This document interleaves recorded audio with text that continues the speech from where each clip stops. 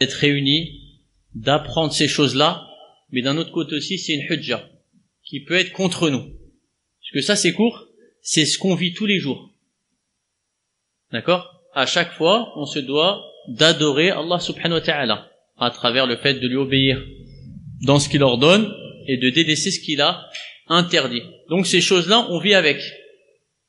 Et les 7 choses qu'il a ramené le cheikh rahimahullah, c'est éliminatif. Qu'est-ce que ça veut dire? C'est-à-dire, il faut que tu les concrétises tous. Si tu n'en concrétises pas une, ton acte, il est en danger. Ton adoration, elle est en danger. Et là, c'est ce qu'on va voir surtout à la fin. Ce qu'on va voir aujourd'hui. Donc, l'ilm. À partir du moment où tu sais pas une chose, t'es un ignorant, tu peux pas la mettre en pratique. Tu vas imiter qui? Ceux qui nous ont précédés parmi les chrétiens. D'accord? Qui mettaient en pratique, mais qui n'avaient pas de science. C'est-à-dire, même s'ils étaient sincères dans le fait de vouloir se rapprocher d'Allah subhanahu wa ta'ala, leurs actions, elles sont pas acceptées. Et ils encourent quoi, en même temps? La colère d'Allah. D'accord, les frères?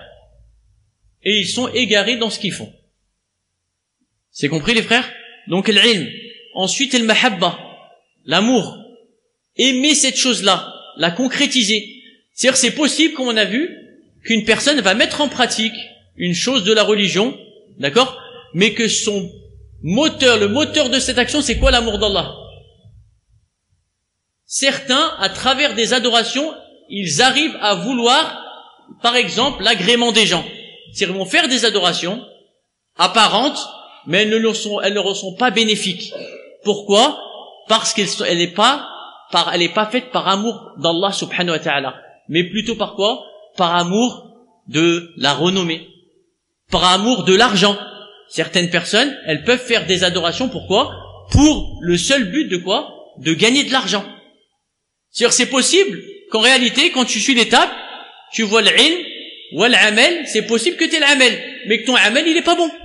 Pourquoi? Parce que t'as pas concrétisé quoi? L'amour. Le moteur de ton acte, ça doit être l'amour. L'amour qui mène forcément à quoi? Une fois que tu aimes Allah, seul subhanahu wa ta'ala, tu vas être sincère dans ton adoration. Et tu vas ne vouloir que son visage subhanahu wa ta'ala. C'est compris, les frères, ou pas? Donc ça, c'est éliminatif. S'il manque l'amour, si tu sais que ton amour, il est fait pour Allah, ça veut dire que tes actions, elles sont en danger. Il y a un problème. Même si tu fais tous les actes obligatoires, il se peut que tu fasses les 5 prières à la mosquée. Il se peut que tu aies fait le hajj. Il se peut que tu fasses des umrah. Il se peut que tu aies fait la hijra. Il se peut, comme on va voir, que déjà ils ont fait le djihad fi sabilillah et que malgré tout, ça n'aurait été d'aucun bénéfice. C'est compris, les frères, ou pas? Donc toute cette science que tu dois apprendre, que tu vas apprendre, elle doit t'amener à l'amour d'Allah. Faut pas oublier ce but.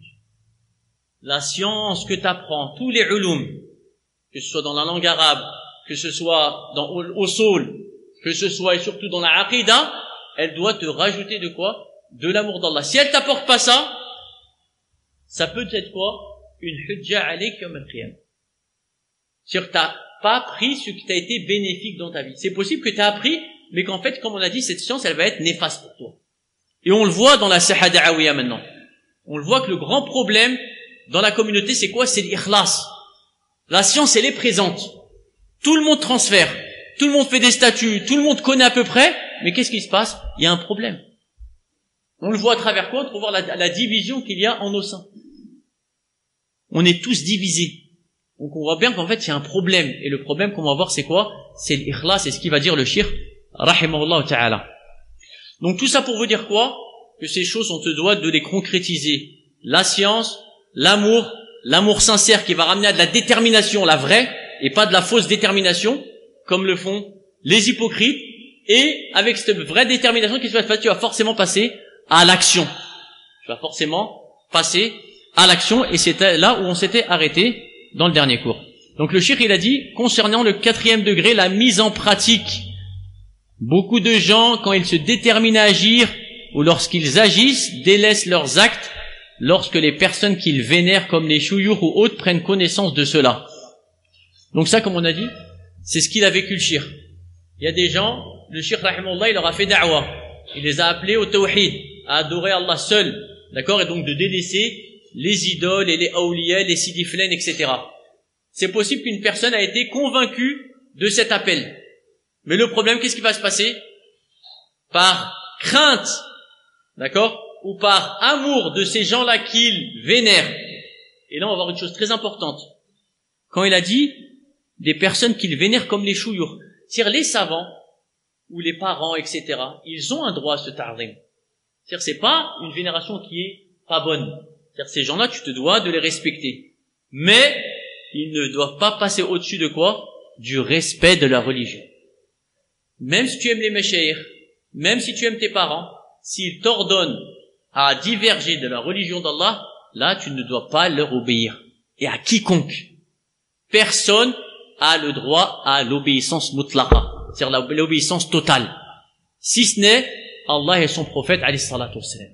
C'est compris les frères ou pas? Même si tu aimes les méchéirs, même si tu es proche d'eux, mais s'il se passe quelque chose, ils ordonnent une chose qui contredisent les textes, tu n'as pas le droit de leur obéir.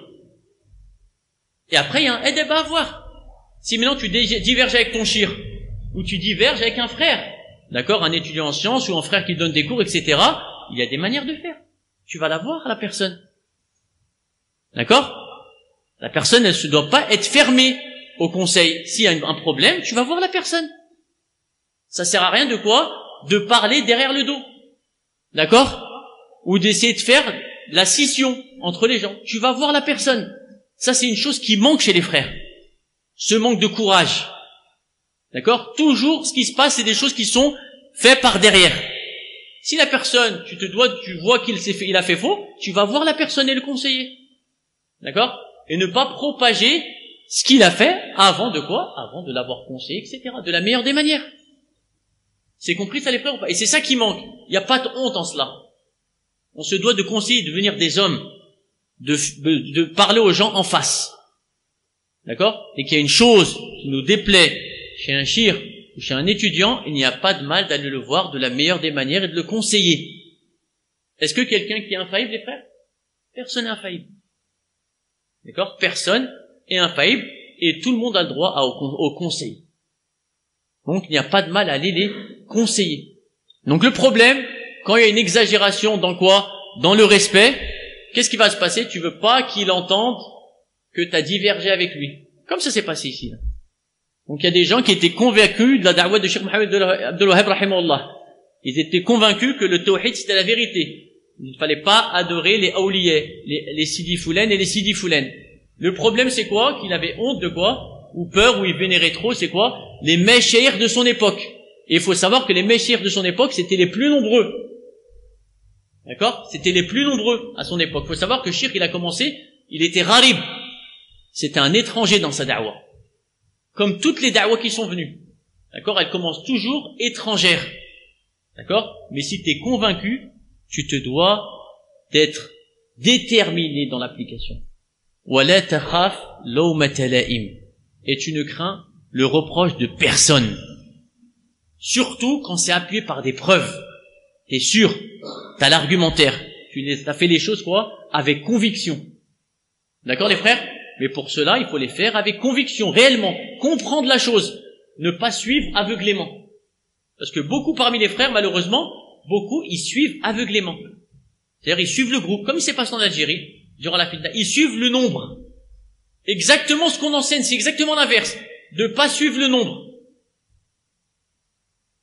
Ils suivent la masse. Ils suivent là où ils ont des intérêts mondains. La masse, quand on dit on suit la masse, on suit le nombre, c'est pourquoi? Parce que forcément après il y a des intérêts autres qui viennent. Le fait que la majorité des gens ils suivent la même chose, qu'est-ce qui va se passer? Ils vont pas te boycotter dans ton tijara, par exemple. Ils vont continuer à aller à ton école, etc., etc. Et ça c'est ce qu'on a vu les frères. D'accord? Par manque de clairvoyance et manque de détermination, il y a des gens, beaucoup, ils ont suivi le mouvement de la masse, même s'ils savent au fond d'eux qu'ils étaient dans l'erreur. Et à la fin, le dhulm, il est ouvert. L'injustice, elle commence. D'accord? À boycotter ses frères, à les mettre en quarantaine, etc. Leur mettre des bâtons dans les roues au maximum. Fermer même les causes de leur subsistance. D'accord? Même, on dirait des ennemis, ils feraient pas tout ça. Les ennemis clairs, ils feraient pas tout ça. de mettre des bâtons dans les roues, dans des choses qui sont, même des choses, dans le commerce, ils peuvent t'arrêter ton commerce, ils te l'arrêtent. Certains même, et d'autres ils le savent, s'ils peuvent arriver même aux mains, même te rentrer en prison. Je crois qu'on exagère, mais ça on l'a entendu les frères. Là c'est juste, Allah il a été doux avec eux. Il y a des gens, ils ont aucune limite. Ils savent pas s'arrêter. Et en plus les pauvres ils croient qu'ils sont dans la vérité. Tout ça parce qu'ils ont l'aval de quoi? De soi-disant méchaïr qui les appellent au faux. D'accord les frères? Donc attention, comme on a dit, la mise en pratique, quand tu sais que c'est une chose légiférée, tu le fais par amour d'Allah, rien ne doit t'arrêter. L'amal, tu mets en pratique. Et tu le fais par amour d'Allah, subhanahu wa ta'ala. C'est compris cette étape les frères? L'amal. Et avec l'amal, c'est ça qui va différencier de l'autre communauté, d'accord, qui ont couru la couleur, c'est quoi? C'est ceux qui savaient, ils avaient la science, mais qu'est-ce qui s'est passé? Ils mettaient pas en pratique. Une question importante, pourquoi ils mettaient pas en pratique les frères? Par orgueil, et on va voir qu'aussi il y a des intérêts. C'était qui cette communauté? C'était les Yahoud. D'accord? Allah, qu'est-ce qu'il nous dit? Dans le verset, وَقَالُوا كُونُوا هُودًا أَوْ نَصَارَى تَهْتَدُوا. Non, c'est pas ce verset.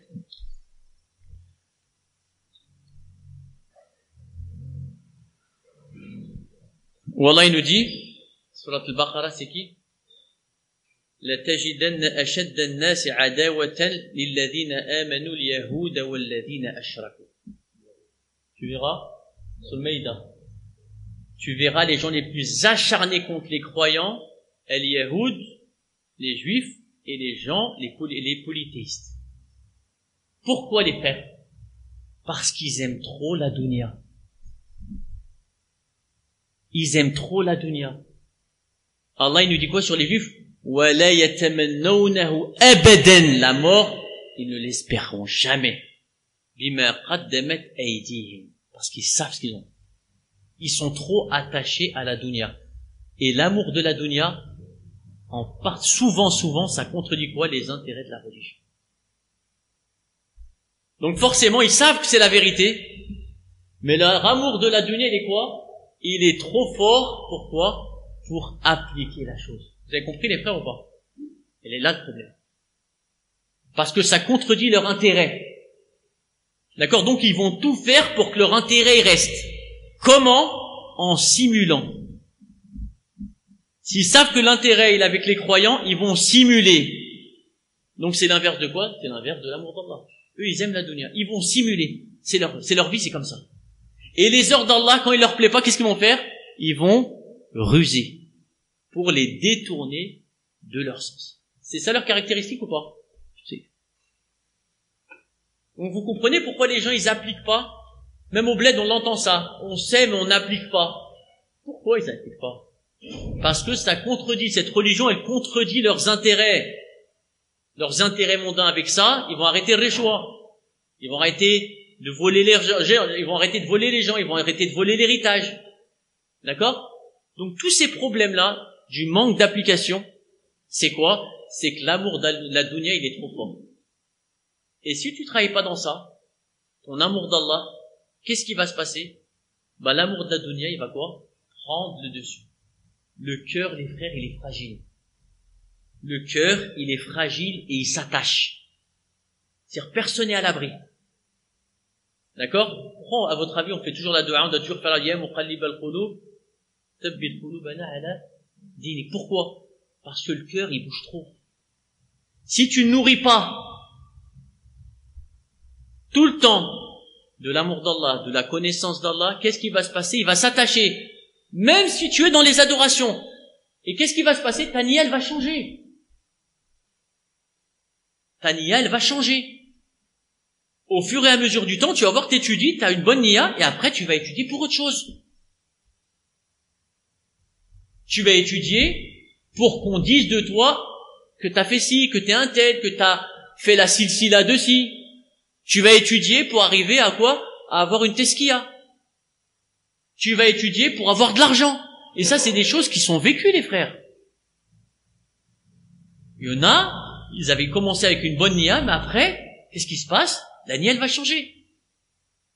Et à partir du moment où l'attachement de la dunya il rentre dans le cœur, il va détruire ton amour d'Allah. Et donc il va forcément détruire quoi? Ton ikhlas.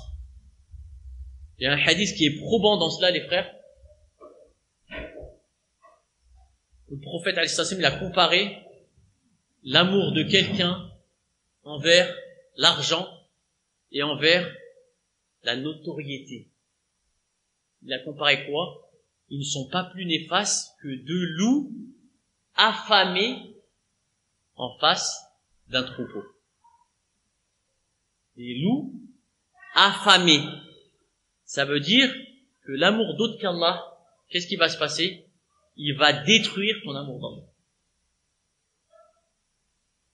Les loups affamés, les frères, c'est dans les faouïds du hadith, ils disent les loups, ils vont pas tuer, ils vont tuer parce qu'ils ont faim, mais aussi ils vont tuer pour tuer. Ils vont faire un carnage. Même si à la fin ils vont manger qu'une bête.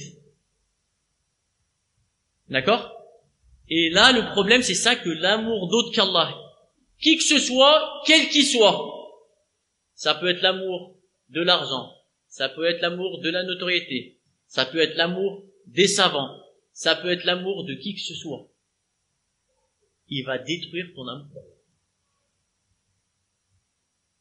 Et donc, Shaitan, il va pas forcément rentrer par un amour interdit. D'accord? Il va pas forcément rentrer par un amour interdit. Le shirk, il a rentré comment, Shaitan? Par l'amour de qui? Le shirk, comment il est rentré? L'amour des pieux. D'accord?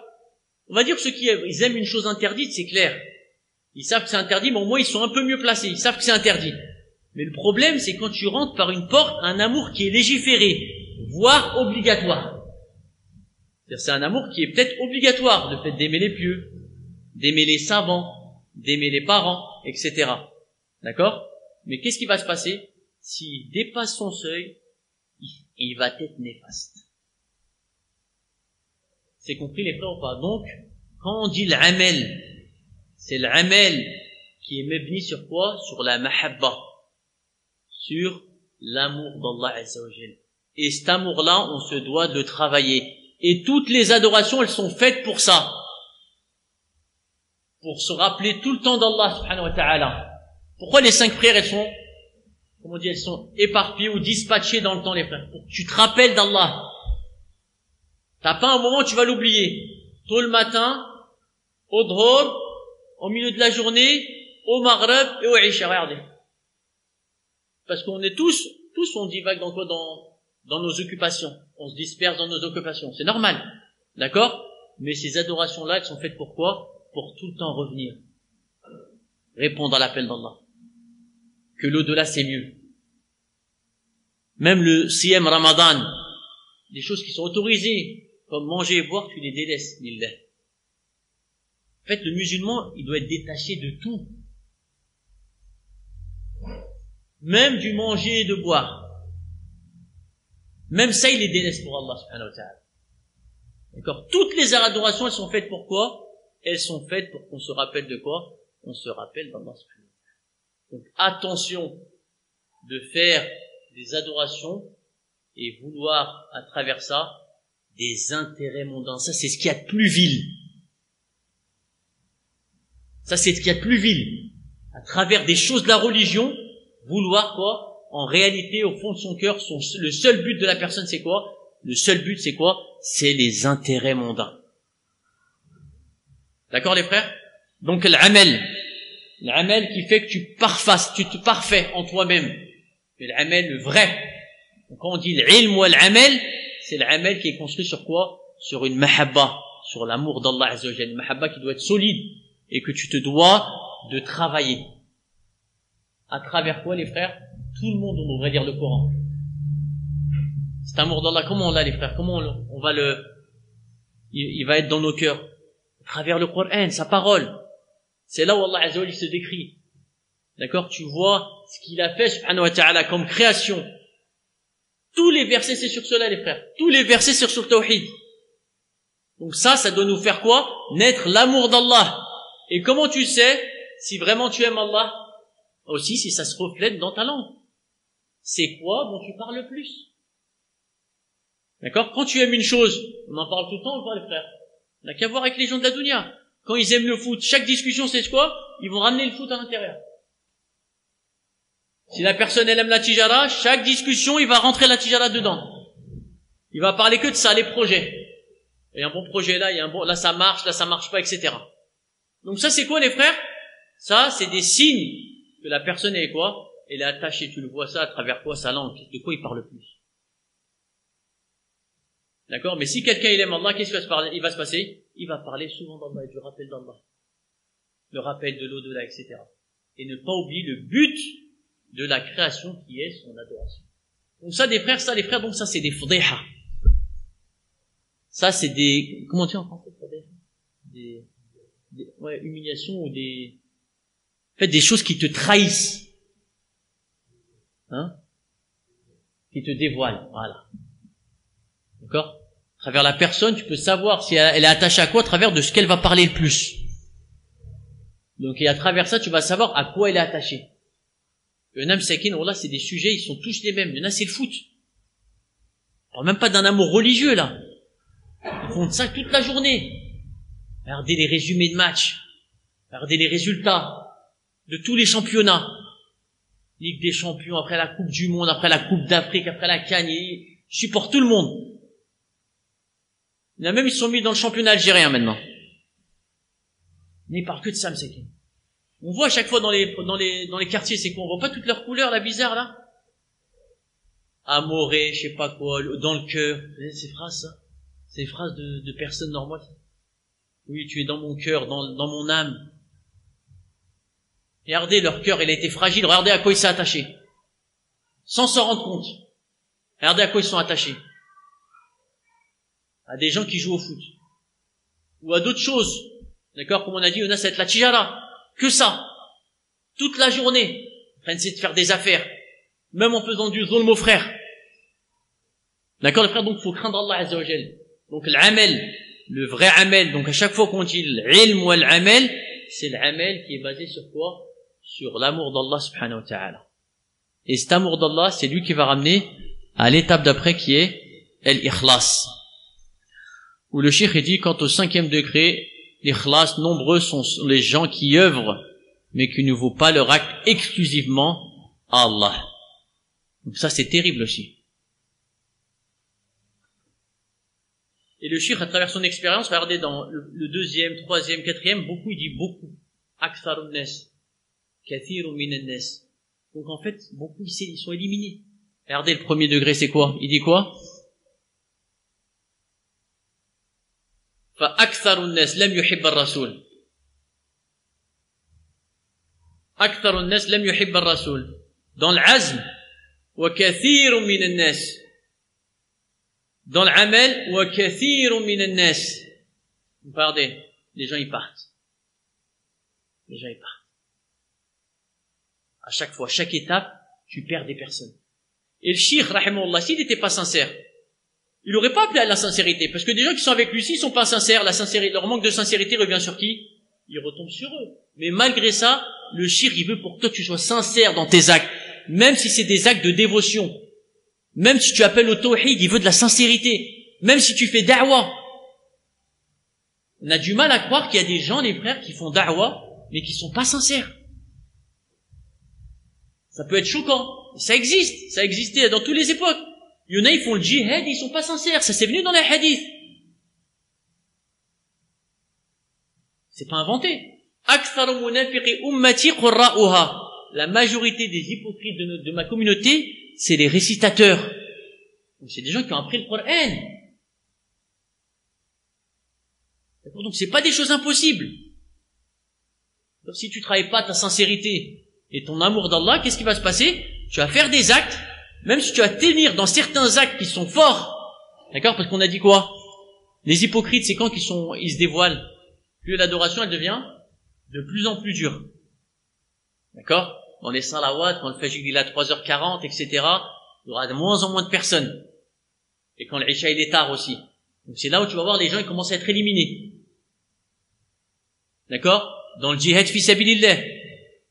Même les hypocrites, certains, ils arrivent à y faire certains djihad. Et plus ça va devenir compliqué, plus quoi? Ils vont être éliminés en train de mentir. d'accord, et prétendent qu'ils veulent y aller, et prétendent d'avoir l'autorisation, une fausse autorisation. D'accord? Donc ça va venir. Et il y a des gens, et c'est ça qui est terrible, qui font des grandes adorations, mais que le problème c'est quoi? Ils vont tomber dans des annulatifs. Des choses qui vont annuler leurs œuvres. D'accord? Tu vas faire da'wa, tu vas faire djihad, des adorations donc qui font partie des meilleurs actes qu'on puisse faire, et tu vas quoi? Salir ça, t'annier avec quoi? À travers le fait de vouloir autre que le visage d'Allah. À travers le fait de vouloir d'avoir des adeptes. Pour avoir un nombre qui te suive. Non, c'est ça le problème dans la communauté, c'est quoi? Non, c'est que l'ostentation. Les gens, ils veulent juste savoir combien il y a de gens qui les suivent. Et dans tous les trucs, ça nous aide pas. Dans les groupes Telegram, dans MixLR, tous ils mettent quoi? Le nombre de personnes, le nombre de personnes. Ça met des waswas ou pas, les frères? Ça met des waswas. Ça met de la jalousie entre le cœur des gens. Vraiment, tu dois même pas te focaliser sur ça. Combien de gens ils t'écoutent, combien de gens ils t'écoutent pas, il y a combien de gens dans les groupes, combien de gens ils viennent. Et ça, c'est très dur, les frères, hein. Mais c'est ça la sincérité. Pour ceux qui sont à ma place, ils savent que c'est le plus compliqué, c'est quoi? C'est de combattre son œuvre dans quoi? Dans le fait d'être sincère. Au début de la fitna, les frères, faut savoir que les méchirs, à la fin, il n'y avait plus personne dans la. Imaginez, les frères, le choc que ça peut faire. Et c'est Allah, c'est comme ça qu'il éduque quoi? Les croyants. Il teste les personnes. Là, quand tout va bien, tout le monde est là, tout le monde rigole. Quand tout va bien, là, quand il n'y a pas de fitna, on est tous ensemble. Mais à partir du moment qu'une fitna va venir, là, tu vas voir que les vrais visages des gens, ils vont apparaître. Tu vois la personne qui a voulu ton bien ou pas? Tu vas voir la personne qui t'a conseillé ou pas?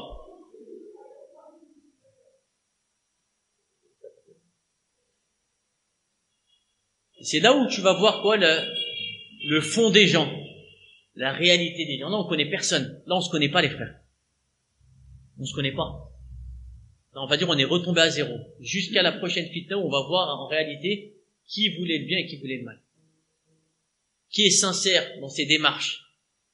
D'accord? Qui va voir les gens directement quand il y a un problème. Ou qui va faire ça par quoi? Par derrière. On doit s'éduquer dans ça. Faut parler. Pas avoir honte. Conseiller. D'accord? Quand tu es sûr d'une chose, une personne a fait faute, tu vas la voir. D'accord? Tout ça, ça fait partie de la bienséance. Et ce qui montre la sincérité de la personne. C'est compris, les frères, ou pas ça? Très important. Donc, l'ikhlas, la sincérité, c'est ça la base. C'est une des deux conditions d'acceptation de l'acte. Tu veux savoir ton ikhlas, il est bon, comment il est ton amour d'Allah? Comment il est? D'accord? Est-ce que tu aimes que les gens sachent tes bonnes actions ou pas? Est-ce que tu es le même quand tu es en public et quand tu es en privé? Ça, c'est des choses qui se travaillent, les frères. C'est très très dur. Ça se travaille. De chercher le visage d'Allah. C'est-à-dire, en fait, ce que pense un tel ou shir ou ça t'importe pas. Ça t'importe pas. Ça, les frères, pour l'atteindre, là, il faut une foi incroyable. Ça va pas être donné à tout le monde. Donc c'est ça la sonnette d'alarme. C'est-à-dire dans le sens, c'est possible que tu fasses les actes, qu'on fasse les actes, mais qu'en réalité, tes actes ne seront pas acceptés. Il y a des hadiths terribles dessus. Je vais en ramener certains.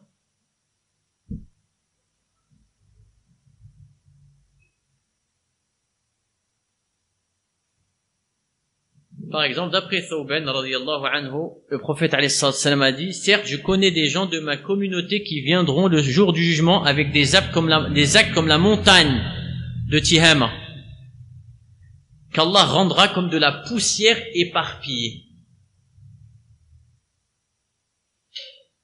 Thawban, radiyallahu anhu, a dit, ô messager d'Allah, décris-nous-les, afin que nous fassions pas partie d'eux sans le savoir. Et le prophète a essayé de dire, ce sont certes vos frères et ils sont issus de votre tribu, ils prient durant la nuit comme vous priez, mais ce sont des gens qui, lorsqu'ils sont seuls, transgressent les interdits d'Allah. C'est ça l'iflas, c'est ça le mouflis. Quelqu'un, il perd. Il a tout perdu. C'est pas la personne que tu dois avoir le plus de la peine, c'est pas quelqu'un qui a perdu tout son argent. Ça fait de la peine, et c'est pas ça le pire. Le pire, c'est quoi? C'est le mouflis dans des bonnes actions. T'as fait des actions, mais quoi? Tu les as annulées. D'accord? Le croyant, c'est quoi? Il se doit de faire attention à tout ce qui peut annuler ses actions. Et c'est ce qu'on va voir. C'est l'étape numéro 6, où le cheikh dit « Anna salihin yakhafoun min hubut al-amal » Les pieux, les vrais, ils ont peur que leurs actes y soient annulés. Celui qui a ce souci-là, c'est une preuve qu'il est sincère. Celui qui craint l'hypocrisie, c'est une preuve qu'il est vraiment croyant. Celui qui craint le shirk, c'est une preuve que c'est vraiment un muwahhid. Celui qui craint ces choses-là. Parce qu'il sait que quoi? C'est ça la base de toute ta vie, c'est ça. Et celui qui craint de pas tomber dans une chose, forcément il va faire tout le possible. Pourquoi? Pour ne pas y tomber à travers ses actes. T'as peur de tomber dans le shirk, tu t'éloignes des gens du shirk. D'accord? C'est logique. T'as peur du shirk, tu t'éloignes de leur pays. Tu t'éloignes de leur fréquentation. Tu restes pas avec eux. D'accord? T'as peur du nifaq, ça se voit. T'as peur de retourner en pays de kouf, ça se voit aussi. Tu fais les causes. C'est compris les frères ou pas? Donc ça c'est très important. Le fait de craindre que ton acte y soit annulé. C'est-à-dire tous tes efforts là, tu vas quoi? Que même si tu as commencé sincèrement, tu vas lui rentrer à l'intérieur quoi? L'amour de quoi? L'amour d'autre que lui jusqu'à que ta niya, elle va quoi? Elle va dévier. Et que tu vas t'habituer à ça. C'est-à-dire que tu vas continuer dans la mauvaise niya. C'est possible que tu commences une chose sincèrement, mais que la niya, elle commence, que Shaitan, il commence à quoi? À toucher ta niya petit à petit, jusqu'à la fin, tu vas quoi? Tu fais même plus les choses pour Allah subhanahu wa ta'ala. Donc c'est dangereux les frères, ça ou pas? Très dangereux. Parmi les choses qui annulent aussi, ils sont venus dans la sadaqa. Wallah, il nous dit quoi donc? La tubtilu sadaqatikum bil manni wal adha. Par exemple, pour les sadaqas, t'annules pas tes sadaqas avec quoi? Avec le men, le fait de rappeler à la personne que t'as fait pour elle. Ça va rendre ton action vaine. Tu vois je te rappelle pas ce que j'ai fait pour toi, si ça, je t'ai prêté de l'argent à ce moment-là, t'étais en galère, etc. Et tu vas lui causer du mal. Ça fait parmi les choses qui annulent tes bonnes actions. Qui annulent cette action en particulier. D'accord? De rappeler aux gens. Ça, c'est des caractéristiques de qui? Des hypocrites. Parce qu'ils le font pas sincèrement. Le croyant, le vrai, qu'est-ce qu'il nous dit Allah dessus? Innama nut'imukum liwajhillah. On vous donne ce qu'on vous donne, liwajhillah, pour le visage d'Allah. La nuridu minkum jaza'an wa la shukra. On veut, en contrepartie, ni récompense et ni remerciement. Même les remerciements, ils en veulent pas. Certains, à travers ce verset, ils ont dit même le fait de dire « fais dua pour moi ». Vous imaginez ou pas? Regardez la précision des ulama. Tu vas donner à quelqu'un, tu fais dua pour moi. Ben, ça, c'est le jaza, ça sera ton jaza. D'accord? Ça sera ton jaza. Tu fasses dua. Vous imaginez, frère? Donc la sincérité, c'est une chose, on va dire, c'est un trésor que peu parmi nous, ils vont goûter. Et on remercie Allah Azza wa Jalla de mettre des épreuves sur notre chemin qui nous remettent les pendules à l'heure, si je puis dire. Toutes les épreuves qu'on a et qu'on n'aime pas, c'est des biens pour nous. C'est des sonnettes d'alarme. Pourquoi? Reviens à Allah, t'attache pas à ces choses-là. Et plus l'épreuve, elle sera forte pour toi, ça aussi c'est une faïda azima, plus l'épreuve, elle sera forte pour toi, plus ça veut dire que tu es attaché à la dunya. D'accord? Si t'es éprouvé dans l'argent et que ça te fait du mal, à un point où ça te perturbe, ça prouve que quoi? Que t'es trop attaché. C'est que la tâche, elle était trop forte. Et t'avais besoin de ça. Wallah, les frères, certaines personnes pour l'amour d'autres qu'Allah, il y a des exemples concrets. Wallah, ils patientent sur plein de choses. Il y en a pour l'amour des femmes. Il y a des frères qui sont éprouvés par l'amour de femmes. Tout leur paraît anodin, même s'ils perdent leur travail, même s'ils perdent leur argent. Tant qu'il y a cette attache-là, wallah, tout ça est atténué dans leur cœur. On l'a vécu. Si y en a, ils l'ont vu, ça les frères ou pas, chez certaines personnes. Il y en a, ils sont tellement éperdus d'amour pour quelque chose qu'ils en oublient le reste. Tout leur paraît insignifiant. Il y en a pour leur amour de l'argent, c'est pareil. C'est possible que tes parents, ils te parlent plus, tu les vois plus, ça te fait ni chaud ni froid. Tellement l'amour de cette chose, et quoi, elle a dépassé les bornes jusqu'à un point où quoi, tout le reste, ça a pas beaucoup d'importance. Donc c'est dangereux, ça les frères ou pas? Nous, l'amour qu'on doit avoir, c'est l'amour d'Allah. Un amour à un point que si tu perds toute la dunya, normalement, tu restes le même. Parce que tu n'es pas attaché. Tant que tu fais ta prière à la mosquée, quand tu peux encore adorer Allah, c'est une ni'ma. Ça, les frères, on parle de quoi? On dirait ça, c'est des choses ça, c'est de la théorie, ça. C'est de la théorie pure.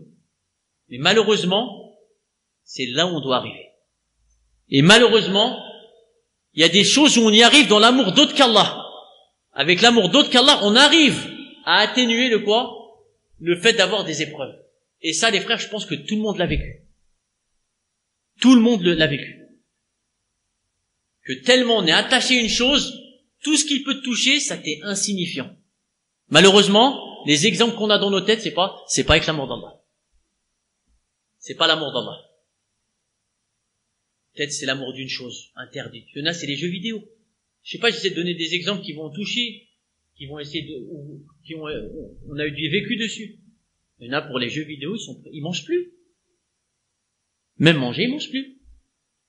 Vous croyez que ça existe ou pas, les frères? Avec les jeux vidéo, ça existe. Ils oublient de manger.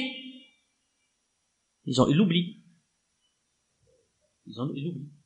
Ils sont dans leurs jeux de réseau, ça, il peut se passer ce qu'il veut autour de lui, il bougera pas. Tout est insignifiant à ses yeux, sauf sa passion. D'accord, les frères? Donc ça, c'est important. Où le cheikh, il dit donc, ils ont peur de l'annulation de leurs actes. Et la 7e, après on va tout résumer. الثبات على الحق والخوف من سوء الخاتمة. La peur de mal finir. D'accord? Le fait d'être ferme dans la vérité jusqu'à la mort. Il faut savoir, il n'y a aucun répit dans cette vie. Tout est en suspens, si ce n'est au moment de la mort. Toutes tes bonnes actions que tu as pu faire jusqu'à maintenant, elles sont toutes en suspens jusqu'à la mort. Il se peut que tu sors de l'islam. Il se peut qu'Allah il te fdah, il te dévoile. D'accord? Que tu fasses une chose qui va quoi? Qui va annuler ton islam avec les annulatifs. Tout est possible. Ou qui t'éprouve d'une épreuve que tu peux pas supporter. D'accord, les frères? Voilà, on tient sur rien. On tient sur rien. Toute la science qu'on a appris là, c'est rien, juste tu la connais, tu vois que tu es solide au moment de l'épreuve. Tout ce qu'on apprend là en période de afia, en période où tout va bien, t'es pas testé encore. C'est juste au moment de l'épreuve où tu vas voir si en fait tu étais solide ou pas. D'accord, les frères, ou pas? C'est comme dans la construction. C'est quand tu sais qu'une construction elle est solide. Comment on peut savoir si la construction elle est solide? Tremblement de terre. T'as beau l'enjolive et tu vois qu'il y a du hadith de sang qui sort, ce que tu veux. Faut voir à l'intérieur. Même si au regard des gens, tu vois, c'est solide. C'est quelqu'un de solide. C'est une bâtisse, elle est solide. Faut voir ce qu'il y a à l'intérieur. Et c'est quand, tu sais, malheureusement, c'est quand il y a l'épreuve. C'est au moment de l'épreuve. Tu sais si t'es vraiment attaché à Allah, ou t'es attaché à qui? À autre que lui. Donc, toujours savoir qu'on dépend de rien. On dépend d'Allah subhanahu wa ta'ala. Tu es en danger. Toute ta vie, ta foi, elle est en danger. Et plus tu auras peur, plus tu seras préservé. C'est ça. C'est ça qui est important. Plus tu as peur, pour ton khatima, pour la fin de ta vie, plus tu as peur, plus ce sera des bonnes nouvelles que quoi? Que tu es vraiment sincère dans quoi? Dans le fait de chercher le visage d'Allah Azza wa Jalla. Et plus ça te fait rien, tu vis pour vivre, etc., plus ça veut dire que tu es en danger. Donc toi, tu es médecin de toi-même maintenant. Tout dépend de toi. Comment tu te trouves? Si tu te sens pas en danger, c'est qu'il y a un grave problème. Si tu te sens pas en danger dans ta religion, tu n'as pas peur pour elle, tu veux pas la préserver au maximum, ou plutôt à l'inverse, tu la mets en danger, c'est qu'en fait, il y a un grand problème. Et le khawf min su'il khatima. Parce que ça, c'est le pire qui puisse arriver. Tu finis mal. D'accord? Tu fais des actions des gens du paradis, jusqu'à qu'il reste avant la mort qu'un enfant. Et qu'est-ce qui se passe? Et Allah, il dévoile. C'est pour ça que Cheikh Al-Uthaymin dit quoi? C'est quelque chose qui était dans le cœur. C'est pas comme ça. C'est une maladie qui était dans le cœur. Un manque de sincérité. D'accord? Vouloir chercher le regard des gens, etc., etc. Et à la fin, qu'est-ce qui va se passer? Allah, il va te tah. Il est venu un hadith aussi terrible.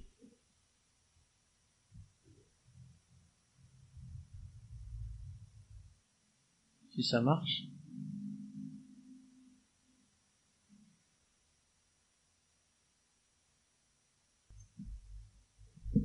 Sa'd ibn Sahl, radiyallahu anhu, rapporte le prophète, alayhi salatu wassalam, observa un homme qui combatta contre les païens et était l'une des personnes les plus compétentes qui se battaient pour les comptes des musulmans. C'est pas des actes anodins. Là, on parle du combat. Là, on parle de gens qui risquent leur vie. C'est-à-dire, d'apparent, normalement, la personne, elle peut être que sincère. Parce que là, il va mettre sa vie en danger. Ça, les hypocrites, ça, c'est la pire des adorations. Mais donc, regardez, personne n'est à l'abri. Même en faisant des actes de gloire, Shaitan, il peut rentrer. Puis le prophète alayhi salam déclara que celui qui veut voir un homme des habitants du feu, regarde celui-ci. Un autre homme le suivit alors, et continua à le suivre, jusqu'à que le combattant fût blessé. Et cherchant à mourir rapidement, il plaça la pointe de sa lame de son épée entre sa poitrine et se pencha vers elle, jusqu'à qu'elle le transperça entre ses deux épées.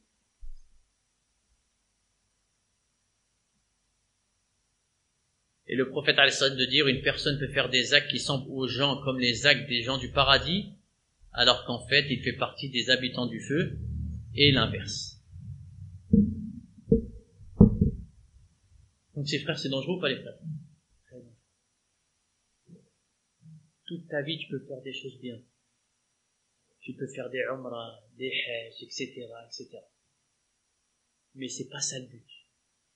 Le but de savoir si tu es sincère.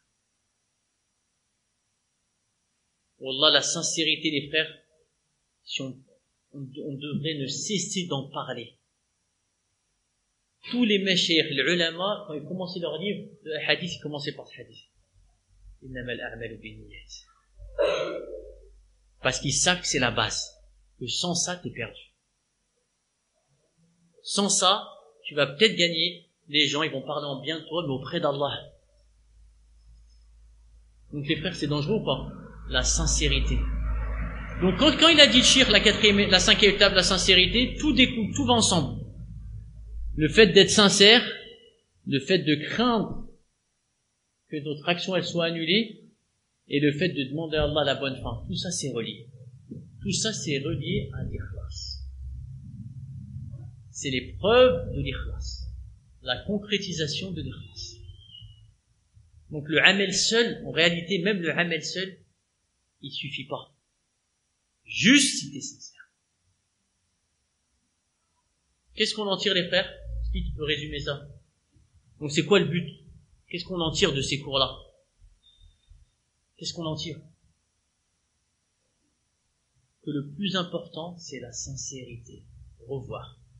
Et si tu veux savoir si ta sincérité est forte, revois ton amour d'Allah. Et si tu veux voir, si tu recherches vraiment l'amour d'Allah, regarde ce que tu fais de tes journées. Est-ce que tu médites sur la création? Est-ce que tu médites sur ces versets? L'ayat al-kawniyya ou l'ayat al-shar'iyya? Est-ce que tu médites? Wallah les frères, quand on dit talab al-ilm, c'est vrai que l'image qu'on s'est donnée maintenant à faire des livres, Parce qu'on le voit maintenant. C'est pas seulement faire des livres un par un. La réalité de talab al-ilm, wallah, c'est arriver à ça. À l'amour d'Allah. Il y a des gens, c'était des talab al-ilm, c'est même des ulama. Ils ont touché leur ikhlas ou pas? Wallah, leur ikhlas, il est en danger, les frères. Il y en a, ils font des sariqat ilmiya ou pas, les frères? Sariqat ilmiya, ils volent des livres. D'accord? C'est ce cheikh-là, il veut écrire un livre, il veut mettre que c'est lui qui l'a écrit. Mais il prend d'un autre. Il y en a, ils vont prendre de connus. Et là, forcément, qu'est-ce qui va se passer? Il va tout de suite se faire repérer. Donc, ils vont essayer de faire quoi? De chercher des gens qui sont inconnus, des livres qui sont pas connus. De gens qui ont fait des doctorats. Et recopier les livres en changeant 2-3 mots, et après mettre Foulaine. D'où l'intérêt de la science. Ou tu veux faire un charh d'un livre, tu veux expliquer un livre, tu vas prendre d'une personne et tu vas dire aux gens, ouais, tu veux pas ce charh, il est pas bien. On l'a entendu, ça. Si tu veux pas ce charh, je vous déconseille ce charh. Parce que toi, tu prends dedans. Et après, tu risques de te faire repérer. C'est ça, les frères? C'est ça qu'on attend de gens qui sont connus pour être dans la science? C'est grave, ça, les frères, ou pas? Très grave. Des vols scientifiques. Tu veux te faire passer pour une personne que tu n'es pas. Tu veux simuler le fait de savoir. Tu veux te faire montrer aux gens comme quoi, comme ça on dit, Foulaine, c'est un allama. C'est ça ton but? Tu veux que tu fasses partie des premières personnes que l'enfer qui va toucher? Vous connaissez tous le hadith. Avec le love, c'est mieux.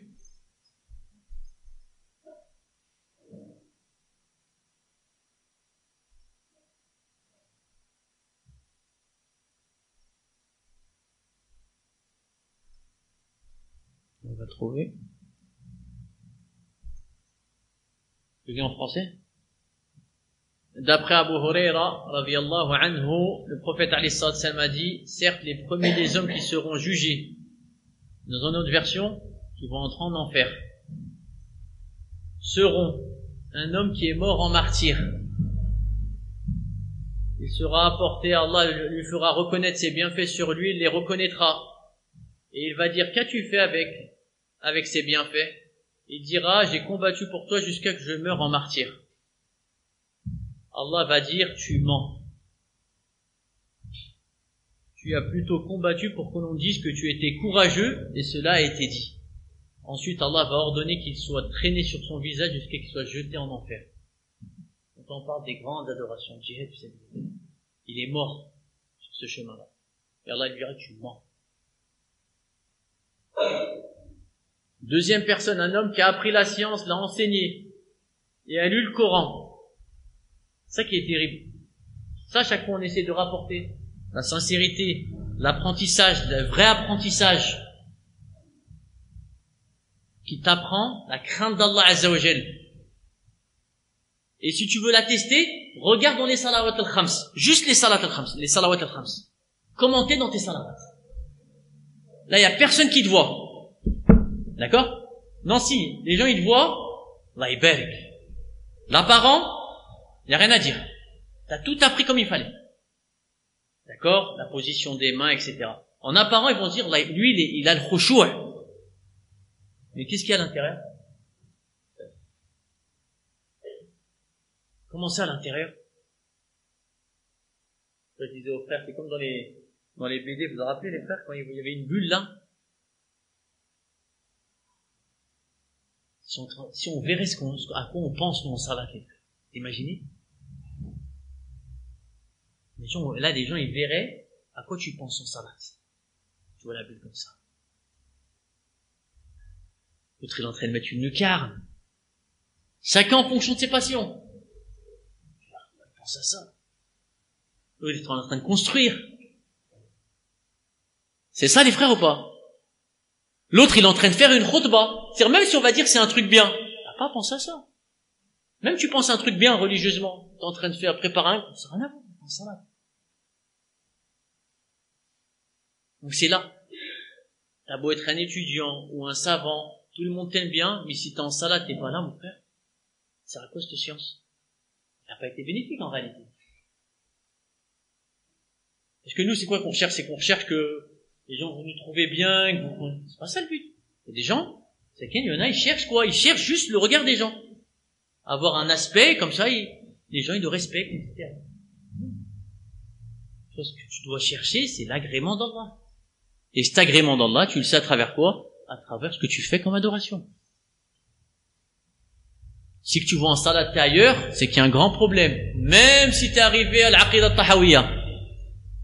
T'arrives à l'aqidah tahawiyya, t'es comme ça, c'est grave.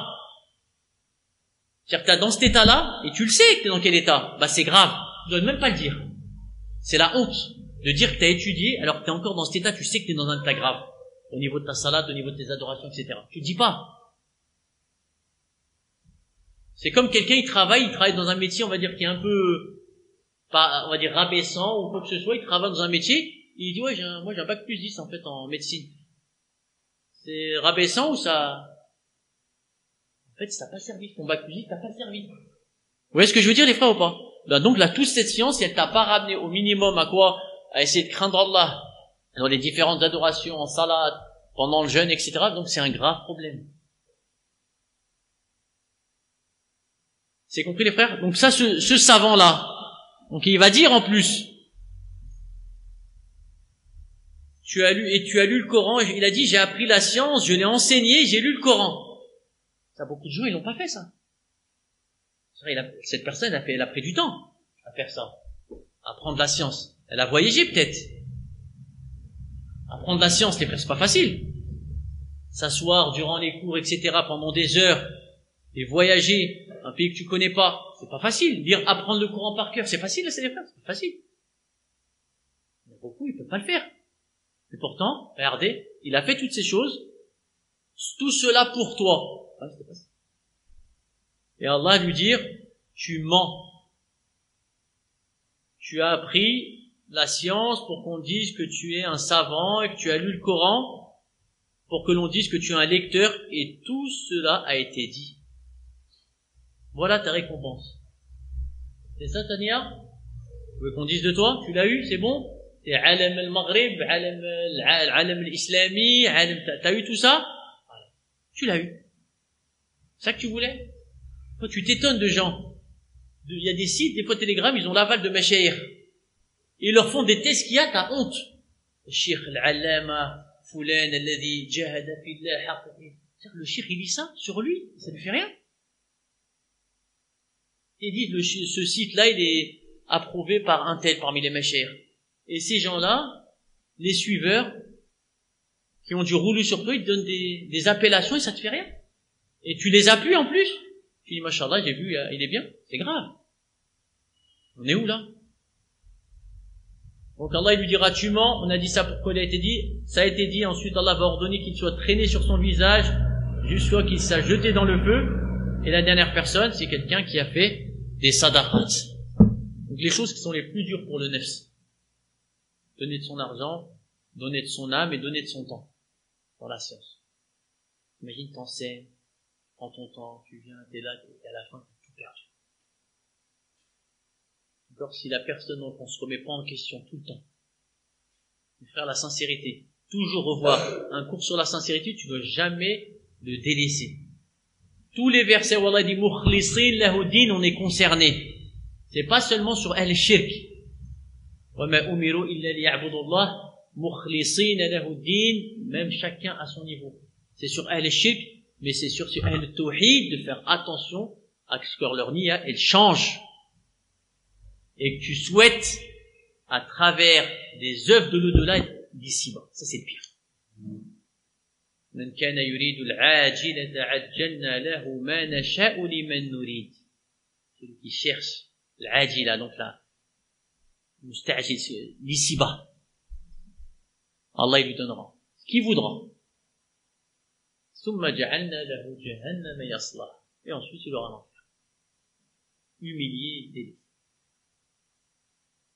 ومن أراد الآخرة وسعى لها سعيها وهو مؤمن. Celui qui veut l'au-delà et qui fait tout pour y arriver, tout en étant croyant, cela c'est pour la peine.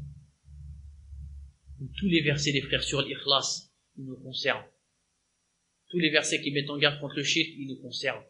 Tu dois toujours de se remettre en cause, de remettre en cause sa niya, si on veut réussir le shirk. C'est compris les frères? Ça, les cours, les frères, tout ça, toute ta vie, tous tes cours, c'est pour arriver à concrétiser l'adoration d'Allah qui soit acceptée. À travers l'ikhlas, qui est la ilaha illallah, et le suivi du prophète sallallahu alayhi wa sallam, qui est quoi? El-Mutaba'a. Le Mutaba'a, on va dire, c'est un peu plus facile, parce que c'est des choses qui sont quoi? Apparentes. Tu suis le prophète dans tes actes. Mais l'ikhlas, c'est ce qui est plus compliqué. D'accord? Parce que ça, c'est entre toi et qui? Entre toi et Allah. Et toi, tu le sais, au fond de toi. On le sait tous au fond de nous, dans quel état on est. Si tu vois que les gens, ils font ton éloge, et que tu sais de toi-même ce que tu vaux, tu sais que c'est akhir zaman. Faut pas que tu y crois. Il y en a, ils y croient, certains, ils y croient. Le frère, mashallah, l'Akhla Ibarek, etc. Il y croit. Comment tu y crois? Tu sais comment t'es. Le RC, le RSA, les gens, ils arrivent à y croire. Faut se connaître. Tout le monde se connaît. On est tous. Si on veut y arriver, Inch'Allah, les frères, c'est le seul conseil que je peux vous donner, et c'est tous les cours qu'on va essayer de faire, Inch'Allah, toujours en rapport avec quoi? La concrétisation de l'amour d'Allah pour qu'on arrive à ça, à être sincère envers lui. Si tu apprends de la science que ça, et tu apprends aux autres que ça, là tu verras que la Oumma ira beaucoup mieux. Tous les problèmes dans la communauté, les frères, et ça c'est une parole d'Ibn al-Qayyim que je comprenais pas au début, je disais c'est peut-être abusé, mais c'est vrai, c'est l'ikhlas, c'est la ilaha illallah. Tous les problèmes dans la communauté, c'est un manque dans la ilaha illallah. Dans tous les domaines. Pourquoi on est divisé, c'est la ilaha illallah. Pourquoi ça va pas, c'est la ilaha illallah. C'est un problème dans le tawhid.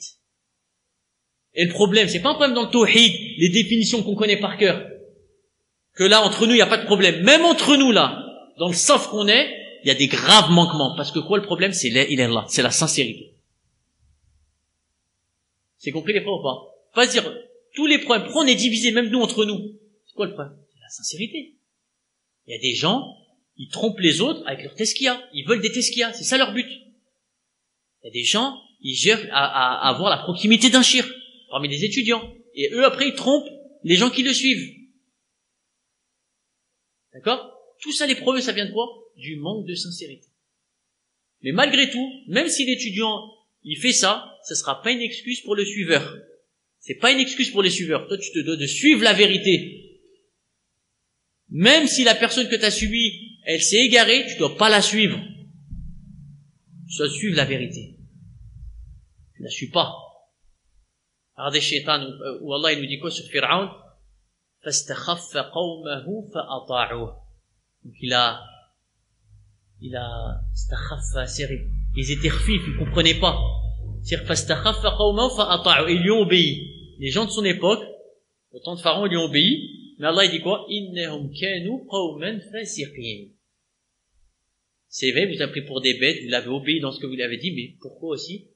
Vous étiez des gens pervers au fond de vous. Sinon, jamais on accepterait de suivre une personne dans le fond. Pas accepter. Pour nous, on ne doit pas accepter. Je suis pas le faux. Même si à tout on te promet toute chose, je suis pas le faux. Je suis la vérité. Même s'il est plein d'embûches. Et même si pour cela, tu te dois de, tu vas perdre ta dunya. C'est compris les frères? Ilahona, c'était un peu, j'espère que le message il est parvenu, Inch'Allah, se remettre en cause, remettre en question de tout ce qu'on a fait. D'accord? Surtout dans ces jours bénis de Dhul Hijjah, se remettre en question. Et les frères, on le voit tous, que ce soit pendant les 10 dernières nuits de Ramadan ou les jours de Dhul Hijjah, on a beau faire la comédie, les actes d'adoration, ils sont durs pour nous. Là, ils sont durs. Même si on veille la nuit pendant, on va dire, les Ashr Awakhir min Ramadan, qu'est-ce qu'on fait pendant ces... Des fois, c'est vrai, on fait des nuits blanches et tout. Et quand tu vois, en fait, ce qu'on t'a fait, en réalité, peut-être il y a des gens, ils font une nuit blanche, ils sont restés avec leur portable. Là, ils restent avec leur portable. En fait, c'est même ces choses-là où, d'apparent, tu vas faire des choses bien, mais en fait, réellement, qu'est-ce que t'as fait pour vraiment? Est-ce que tu t'es remis en cause? Est-ce que tu as pleuré pour avoir le paradis et être éloigné du feu? Ça, c'est des adorations. On n'a plus ça.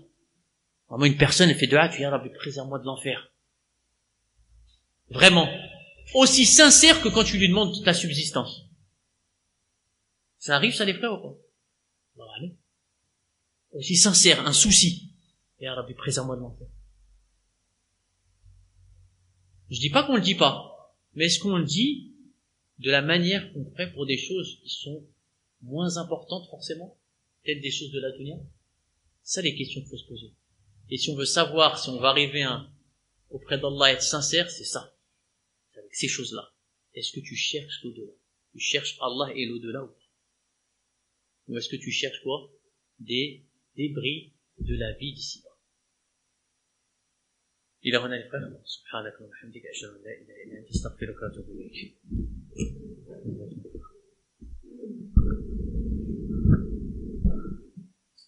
S'il y a des choses qui concernent le cours, il faut que je les parle. Donc l'heure elle est grave, c'est tout. Moi c'est juste que c'est ça qu'il faut savoir.